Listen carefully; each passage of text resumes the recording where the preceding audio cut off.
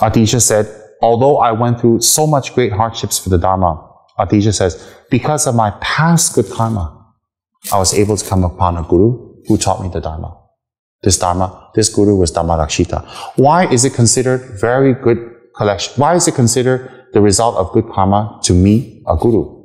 Because a guru will elucidate and teach you the Dharma and teach you things that will change your mind, bring you to enlightenment. Why? Books cannot teach you. Statues cannot teach you. Relics cannot teach you. Temples cannot teach you. But a Dharma teacher can.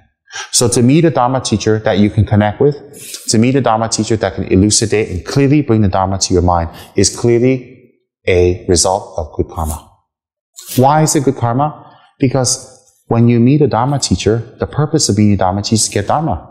When you get Dharma, you practice, you transform. When you transform, you become happy.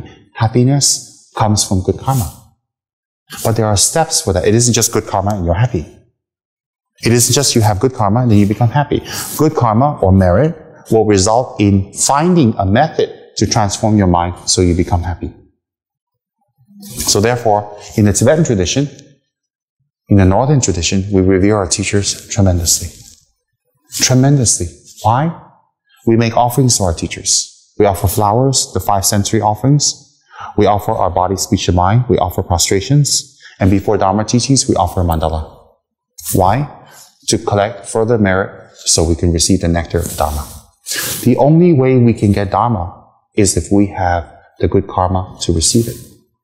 If we don't have the good karma to receive it, why would we receive the methods to become happy? It's impossible. So meeting a Dharma teacher is considered really an accumulation of the highest merits. It's just like when I met my teacher in Los Angeles. It changed my life. Literally, it changed my life. And my life has changed ever since till now. It didn't go backwards. I'm not the great person. I'm not the greatest Dharma practitioner. That's definitely for sure. But I think I would have been a much nastier, ugly person if I hadn't met my teacher. Because I know who I am. I know what kind of person I am. I know my good stuff and I know my bad stuff. And I know in time, my bad stuff would have become stronger. Because why?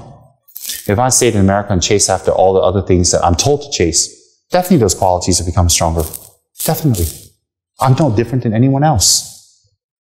But because I met my teacher, he taught me another way. And I was very fortunate to practice, not perfectly, but practice what he taught me 20 years ago until now. I have some semblance of happiness. My anger is under control. My motivation is to help others. And I do live my life the best I can to be of a service to others because of my teacher's teachings. So therefore, the last 20 years, the way I lived my life was of some service to others. Some service. This came from my teacher who gave me the knowledge. So therefore, meeting my teacher, Kyabje Rinpoche, was definitely an accumulation of great merits from previous lives. And for me to even have faith in my teacher and follow him, now that he has passed away, to even have faith in my teacher and follow him even after he has passed away. How do I follow my teacher after he's passed away? Whatever he's taught me, I have not abandoned. I've put it in my mind and I've practiced. It's definitely merits. And I rejoice in that. I don't have any arrogant proudness of it. I rejoice. Today, we're able to meet and talk and share the Dharma is because of the kindness of my teacher.